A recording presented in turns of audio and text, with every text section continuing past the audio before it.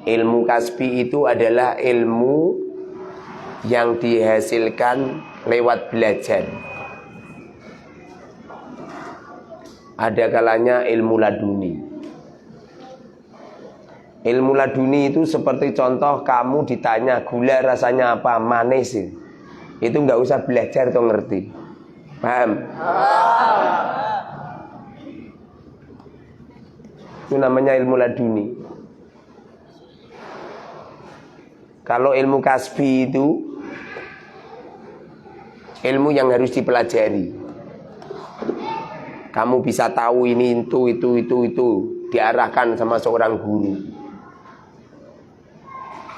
Tidak bisa dikatakan alim yang sebenarnya, alim yang benar-benar alim, selama ilmu kita ini masih sama dengan ilmu yang dimiliki oleh orang lain.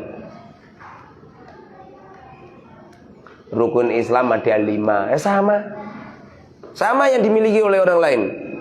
Berarti ilmu yang kamu miliki adalah ilmu jiplak dari orang lain.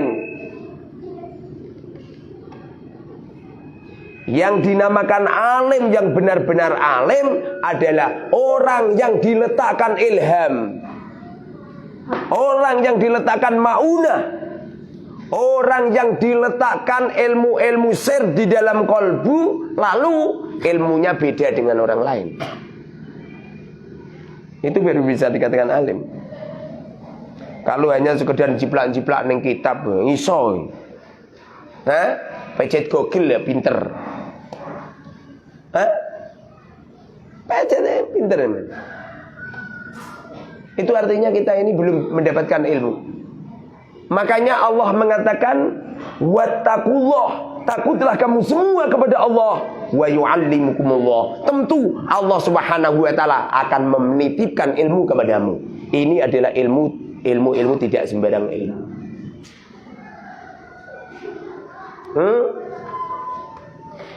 Ilmu yang kita miliki kadang-kadang masih dibuat batu loncatan untuk mencari uang. Ilmu yang masih dibuat batu loncatan untuk mencari pangkat derajat. Ilmu yang kita miliki masih digunakan untuk mendolimi orang lain, untuk minteri wong liya. Ilmu yang sebenarnya ilmu tidak seperti itu kan. Ilmu yang benar-benar ilmu itu mampu untuk menolong orang lain, memberikan pelayanan ke orang lain baik. Ilmu ujung-ujungnya untuk salam templek. Iso. Pelawak-pelawak iso. Cawe itu sing pamer celana SMS. Saya mepet silit SMS.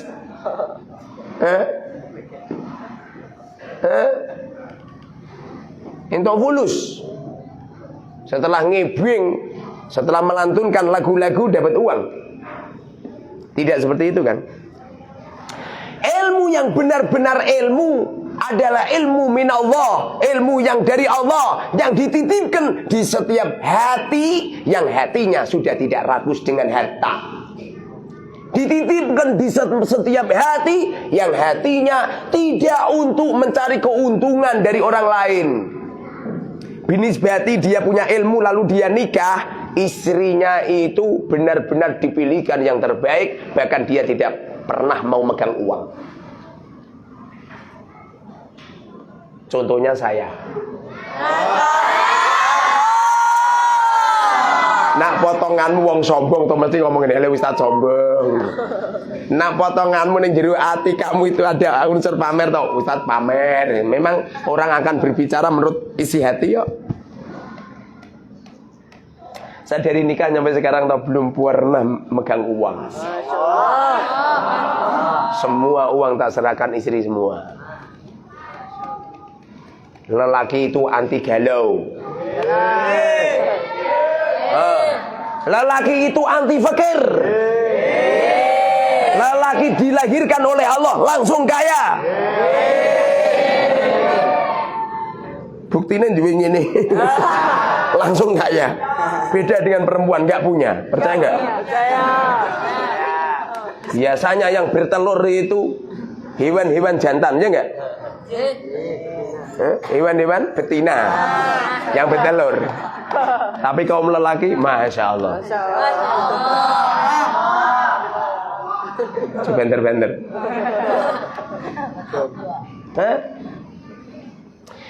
Apabila kamu punya ilmu, lalu dengan ilmu itu kamu memberikan pelayanan ke orang lain yang terbaik, lebih-lebih kepada istri kita, kepada anak-anak kita, masya Allah. Siapa wanita yang gak seneng apabila punya suami yang seperti itu? Siapa? Yang gak seneng siapa? Askia. Semua wanita mengidamkan sosok lelaki yang berani segala-galanya kepada dirinya, yang berani melepas uang semuanya kepada dirinya, sehingga peluang celah untuk selingkuh tidak ada. Sebab syarat sahnya selingkuh, suami harus berduit, harus beruang, harus bergajah. Paham dong? Kalau suaminya seperti saya, bagaimana saya selingkuh? Pengen ngapeli izah nggak bisa. Laisal fulus, inil manfus.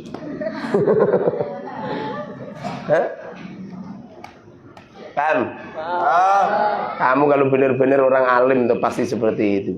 Jadi ilmu yang kamu miliki itu untuk menolong orang, bukan untuk mengolengi uang. Nggak usah sakit hati, nggak usah. Saya berbicara itu untuk saya dan untuk santri ya. Ada pun orang lain yang ikut mendengarkan, ya soalnya sopo melu ndongakno. Boyo langsung di-skip gini gitu. Langsung diblokir gini gitu.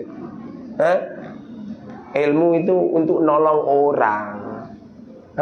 Makanya Allah Subhanahu wa taala memberikan pertolongan kepada hamba di dalam firman-Nya, iyyaka na'budu wa iyyaka nasta'in. Hanya kepadamu kami mengabdi. Setelah kamu mengabdikan dirimu kepada Allah secara totalitas, baru Allah memberikan pertolongan. Hidup yang benar-benar hidup, hidup yang mengalah. Hidup yang mengalah. Enggak usah begini-begini, ngopo. Seumpamanya toh kamu membuat rumah yang mewah, bagus, nyampe seperti kerajaan untuk istri dan anak. Kalau kamu toh tidur di pos kampling, tidak masalah. Paham dong? Berhubung istri kita membutuhkan kita, maka kita katut. Paham? Kita beli mobil mewah, harganya miliaran untuk istri kita. Jangan untuk kamu. Dengerin ini. Kalau diwatui mbak-mbak. Enengnya. Kamu itu kayak kampret. Soal lanang ngono. Soal lanang itu berani segala-galanya ke perempuan, ke wanita. Payah kamu. Menikahi, sebelum nikah melamar itu gawe ke sembarang kali, tinggalin uang yang banyak. Belikan sepeda motor, kalau punya uang banyak belikan mobil tinggal. Kamu itu. Nanti rencana semuanya Muhammad nikah itu lamarannya saya bawa mobil mewah, tak tinggalin di perempuan. Nanti kalau pas nikah tinggalin mobil lagi sama uang 2 miliar. Dananya. Daftar. Tak tompo.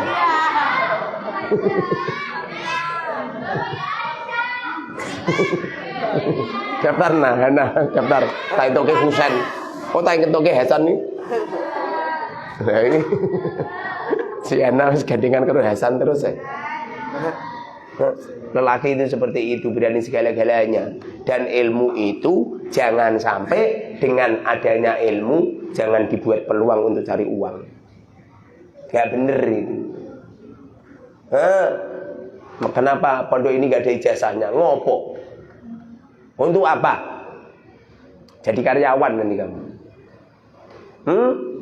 Anak saya tak larang sekolah semua. Khawatir punya ijazah, nanti setelah punya ijazah jadi karyawan. Jadi kepala desa, jadi karyawan nih rakyat. Jadi karyawan.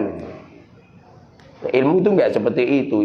Ilmu itu untuk melayani yang sebaik-baiknya. Lebih-lebih kamu nanti kalau jadi ulama. Amin. Jangan pernah keulamaan kamu hanya untuk dicium tangannya. Kemudian ngajar yang ngajar terima ustad. Sing ngajar ustad kamu terima kelencer umrah. Jebul duitnya akeh. Ngerti aku. Apa meneh ini ada musim haji, wah nawari cukup 200 juta. Lah aku berangkat ke 1 juta kecil iso. Tapi untuk apa? Mekah Madinah itu jangan digunakan seperti itu. Dengerin nih, paham nih? Gak usah seperti itu. Biar mereka kamu gak usah gitu. Selama kamu berbuat baik, melayani umat yang terbaik, memberikan yang segala-galanya, aku yakin. Dengerin. Saking keramate Al-Mubarak. Dengerin rahasia ini. Pondok sana-sana atau wis koyek mulih kabeh. Al-Mubarak rasa-rasanya enggak ada yang pengen pulang. Betul enggak? Bapak-bapak malah domoro malah. Bapak-bapak, ibu-ibu malah domoro. Ini bunda-bunda ini malah lali bojone ya. Bojone mbah ning ndi ya. Ini izah bareng lali anak bojone.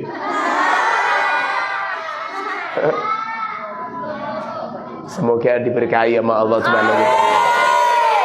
Alhamdulillahirabbil alamin alhamdulillahil alamin Allahumma shalli wa barik ala sayyidina Muhammad wa ala sayyidina Muhammad rabbana dhalamna anfusana wa illam taghfir lana wa tarhamna lanakunanna minal khasirin sallallahu alaihi wa sallam Muhammadin wa alhamdulillahil alamin al-fatihah.